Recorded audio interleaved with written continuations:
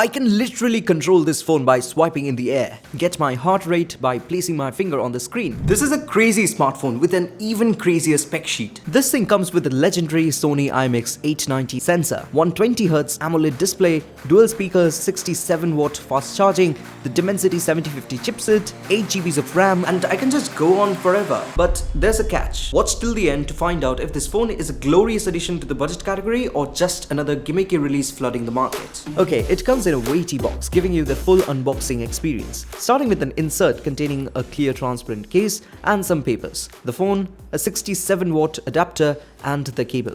And I even got these earpods for free with the phone. Reviews coming soon. The first thing that struck me was the design. The back is made up of glass and the separation is thoughtfully made. The lower part has the matte finish, which means it doesn't get fingerprints at all. The upper part on the other end is extremely glossy and reflective, leaving this lovely contrast. The overall flat edges give this modern premium look. And the camera module is huge and centered on the top. And you might think there are 4 cameras, but it's actually 3.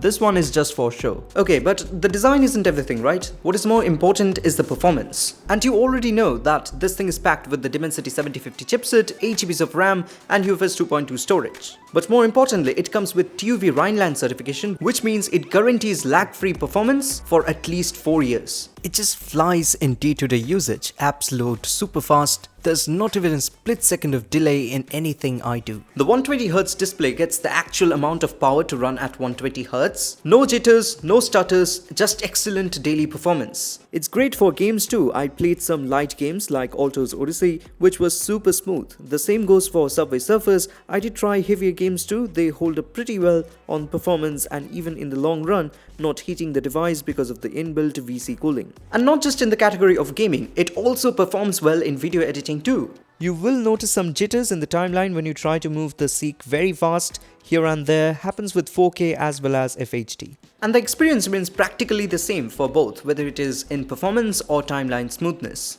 The default editing features in the camera or the Photos app aren't much advanced. Third-party apps also give a similar level of performance. So maybe it is software related or hardware, I don't know, but in the end it does the job. Also, I don't know if using the phone is great for creating long form content, but at least for short videos, for reels and YouTube shorts, you can definitely do them. Here are the performance reports for the video exports in 1080 pixels or FHD and in 4K. If you talk about storage speeds, which is a very important part of the performance, here we have the benchmark results. I even did a real-life test by copying some files from one place to the other inside the phone, and the performance is excellent. I also did benchmarking with Geekbench, and here are the results.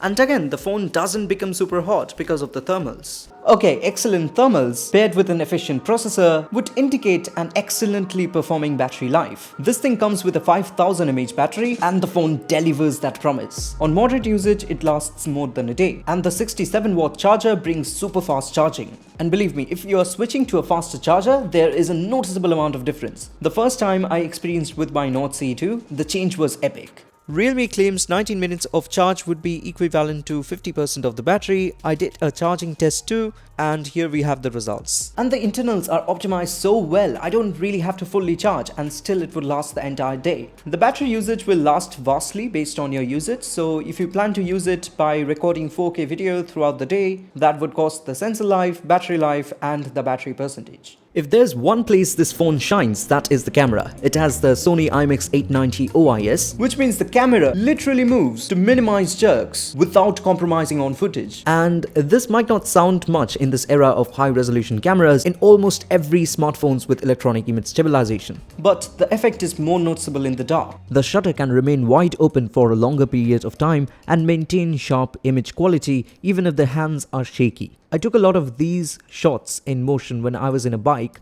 Of course, moving objects blur out because of the shutter speed, but motion blur due to my hand movement or bike movement reduces drastically.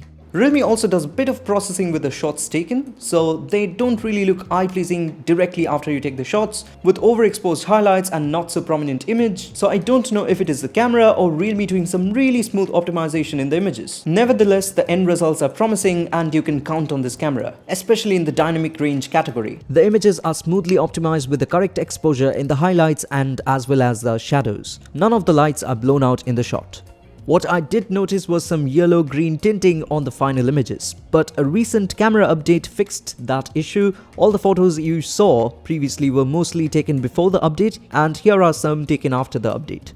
Also, the camera captures more light than you can see through your own eyes. I'm particularly not a fan of this kind of lighting. I like cameras which capture the magic of the night, like the dark sky, instead of making it visibly grey. I think it is more like a personal preference in photography. You may or may not agree. Well, if nighttime photography works so well, you would naturally expect the same in daytime. But that isn't the case, mostly. Shots come out to be pretty well, dynamic range is great too, but one place where this camera just doesn't work properly is on human subjects and high contrasting lights. I don't expect the phone to bring details out of nowhere, but there are some significant color shifts in the shadows with some artifacting. Chunks of my skin gets a different color tending towards red in the shadows. When zoomed out, you won't notice anything except for a weird vibe from the picture, but on zooming in, you would notice the culprits. Color shifts, absolutely crashed shadows, and artifacting are prevalent, and I don't really know if it would get better with updates or not. It clearly isn't the camera, since when shot on Pro mode, it doesn't have any issues, especially in the color part.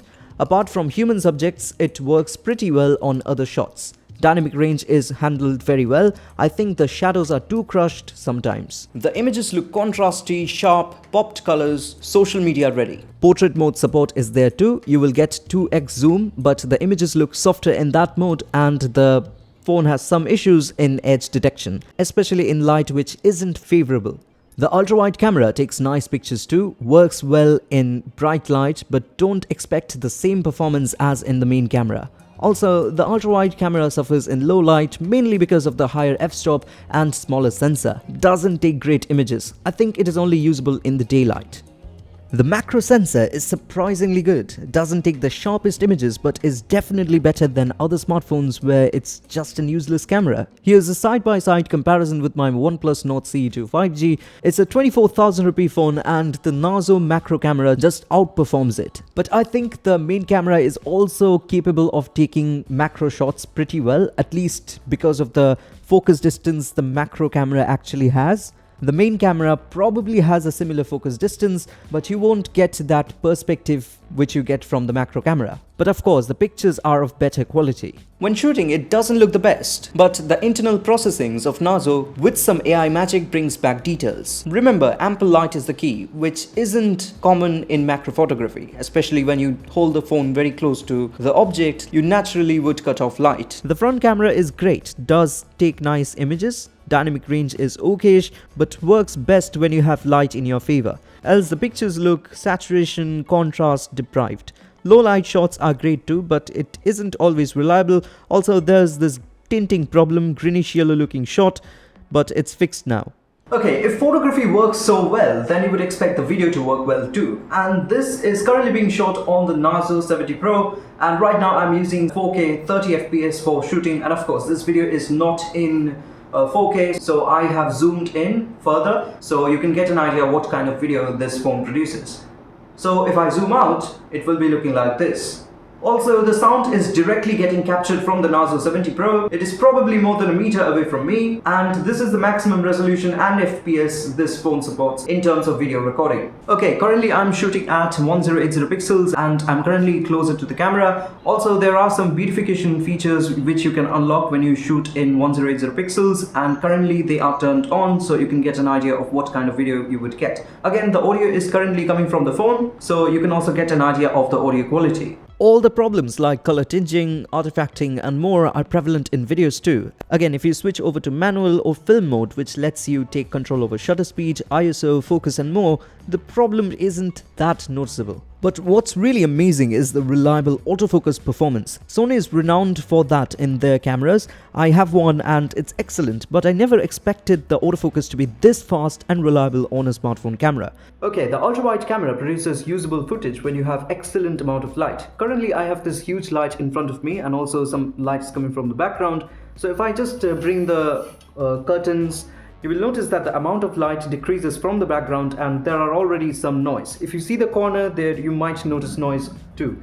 And if I turn off this light, the noise further increases. I don't really complain about the noise because it is expected when you don't have enough light in the shot. Obviously there will be digital noise, but the processing converts it into some kind of a weird wiggling stuff that doesn't look good. And it is not just in this phone, it's prevalent in all other phones I've ever used. In outdoor with ample light, it produces usable video, but it isn't sharp enough and performance is poor in high contrast scenarios, especially with exposure control and dynamic range. The camera probably doesn't have a shifting focus, so if you're very close to the ultrawide camera, the video is softer without any details. The front camera takes great video too, especially when you have favorable lighting. There was that greenish yellowish tinging happening, but right now I don't see it. It is probably fixed with the update. Next is the display, 120Hz, which definitely gives the smooth feeling. There's a 60Hz option too, but by default the automatic is selected.